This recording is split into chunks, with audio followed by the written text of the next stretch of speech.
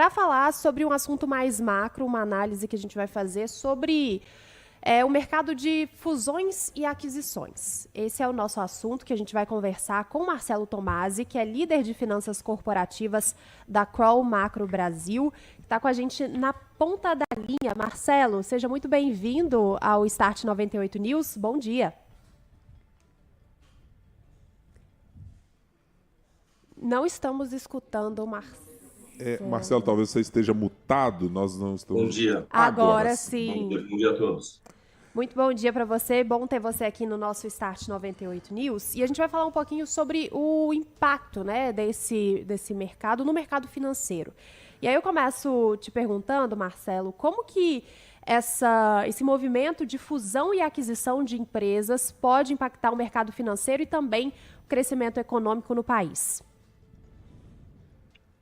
Bom, fusões e aquisições, elas são, na verdade, uma ferramenta empresarial que muitas vezes ela é utilizada como uma estratégia para crescimento das empresas. Nesse sentido, você tem alguns efeitos do ponto de vista não só do mercado financeiro, mas da economia em geral, que estão relacionados com a consolidação de mercado. Então, muitas vezes, as fusões e aquisições, elas estão relacionadas com a estratégia da empresa em crescer e aglutinar mais participação de mercado, ou até mesmo, hoje em dia, é bastante utilizado como uma forma de adquirir inovação. Muitas empresas, por exemplo, industriais, que fazem aquisições de empresas de tecnologia. Então, nesse sentido, o impacto que você tem inicial é um impacto voltado para a consolidação de mercados, mas via de regra todas essas estratégias estão muito ligadas ao crescimento das empresas, né? Elas também possibilitam, vamos dizer, o ganho de escala das empresas, e com esse ganho de escala uma série de sinergias são absorvidas. Eu diria que em diversos segmentos, as fusões e aquisições são uma ferramenta que acabam acabam trazendo uma série de benefícios para as companhias e até mesmo para o próprio mercado. Marcelo, quais são os setores brasileiros, e você mencionou o setor de tecnologia, se você pudesse mencionar aí 2 ou 3 desses setores em que os movimentos de M&A têm acontecido com maior intensidade? Olha, o de tecnologia, sem dúvida, eu acho, há mais de uma década, no fluxo de transações brasileiro, a gente tem, talvez é o segmento que mais tem peso. E ele cada vez mais é um segmento que está, vamos dizer assim, catalisando movimentos de fusões e aquisições. Como eu disse, a gente tem companhias industriais hoje que são companhias que tipicamente você veria uma aquisição de uma indústria adquirindo empresas de tecnologia. Então, eu diria que o primeiro segmento no Brasil, em termos de volume de transações e talvez até em termos de valor de transações, é a área de tecnologia de informação. Lá na Kroll, a gente faz a cobertura dessa área, nós somos especializados, a gente vê que o movimento é muito intenso já há muitos anos, há mais de uma década. O segundo segmento que a gente vê bastante movimentação hoje em dia é o segmento de serviços financeiros. Então, você ouve falar muito da questão das fintechs, as companhias por exemplo, os gestores de recursos. Essa área também está bem aquecida, com muito movimento de fusões e aquisições. A área de saúde também é uma área bastante intensa em termos de fusões e aquisições. Também, há pelo menos uma década, você vê um processo de consolidação aí na área principalmente serviços de saúde, área hospitalar, de atendimento ao paciente, enfim, e também bastante relacionada à parte de tecnologia. Você tem um movimento também razoável nesse momento em serviços ao consumidor, então também muito relacionado com questões de tecnologia, mas eu diria que esses 4 segmentos são segmentos onde a gente observa uma movimentação bastante forte de fusões e aquisições recentemente. E pelo perfil dessas empresas que você mencionou, Marcelo, a gente tem tido uma mudança na velocidade dessas fusões e aquisições. Eu pergunto especificamente porque algumas dessas empresas, desses setores mencionados por você, são empresas de escalas menores, né? Às vezes são startups ou fintechs que estão iniciando o seu processo de negócios. Isso torna mais ágil e tem tornado mais ágil as aquisições no país? Olha, na verdade, não. As companhias, o que tem acontecido no país, a gente tem, infelizmente, um volume de transações que vem caindo ao longo dos últimos 2, 3 anos, muito em função de questões macroeconômicas, alguns aspectos, vamos dizer assim, relacionados com política econômica.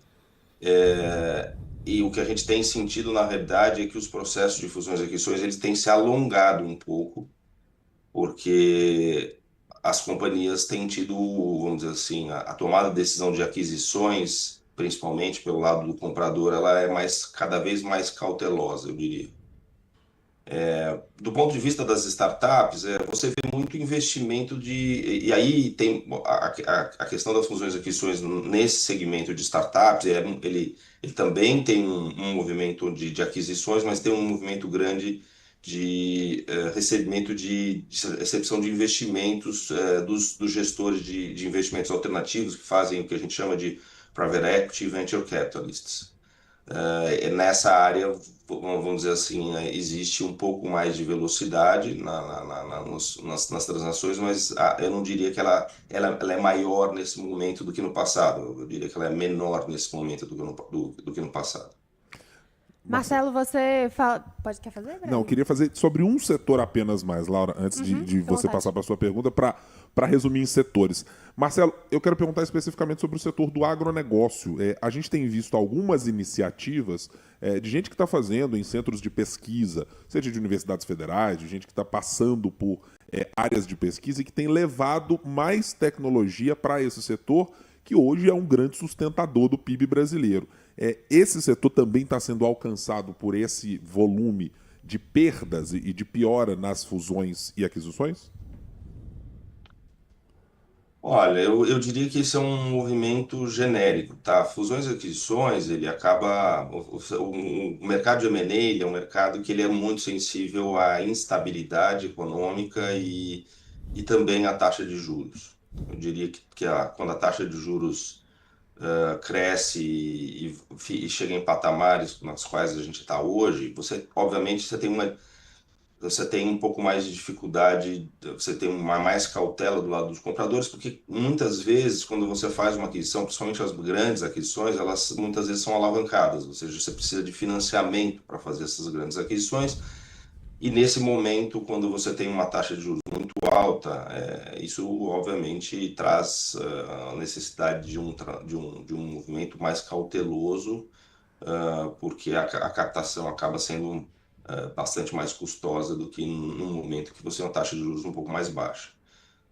A instabilidade também traz isso. Eu diria que isso é uma situação geral, vamos dizer assim, porque essas condições elas permeiam toda a atividade econômica de uma economia, né, de um país. Então eu não diria que isso está afetando o agronegócio de uma forma diferente. O agronegócio, na realidade, ele é um dos setores pujantes no Brasil, como que a gente chama de front-runner, ou seja, um segmento que cresce rapidamente, se desenvolve, ganha produtividade. Então, sempre vai ser um segmento bastante atrativo.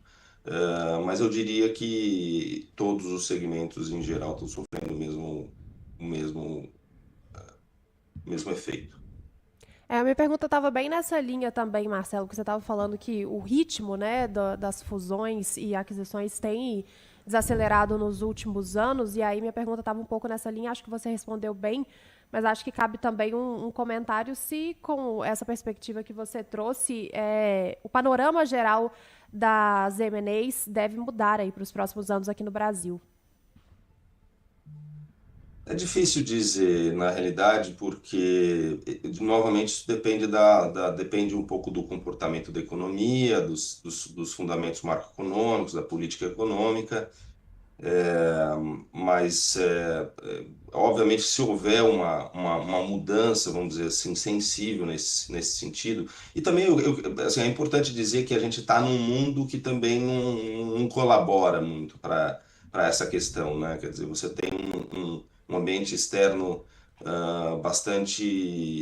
com alguns fatores importantes, guerra, protecionismo econômico, questões comerciais, tarifárias, globais, isso também não, eu diria que também não ajuda, vamos dizer assim, né? Muitas vezes, às vezes você tem uma condição macroeconômica que não é boa, mas o ambiente externo é positivo, então isso acaba contrabalanceando. Eu acho que nesse momento a gente tem os dois ambientes, o interno nosso da economia e o externo do mundo, que não colaboram, vamos dizer assim, para estimular esse movimento de fusões e aquisições. Nesse momento, vamos dizer, a se manter as condições externas e internas, eu não vejo uma mudança relevante de trajetória nas fusões e aquisições. Independente, se em algum momento você tiver aí uma mudança de política econômica e de ambiente macroeconômico, pode ser que volte a se acelerar. Para vocês terem ideia, acerca de isso em 2022, você tinha ali no auge cerca de 2.000 transações divulgadas por ano no Brasil, e hoje a gente está mais próximo da metade, dependendo dos institutos que divulgam isso, mas em torno de mil e poucas transações por ano divulgadas. Então você tem aí, esse é um dos indicadores que a gente mede e tem uma mudança bastante relevante ali nos últimos, principalmente 2 anos. Marcelo Tomasi, líder de finanças corporativas da Kroll Macro Brasil, conversando com a gente aqui na 98 News. Mais uma vez, obrigada por participar com a gente, Marcelo.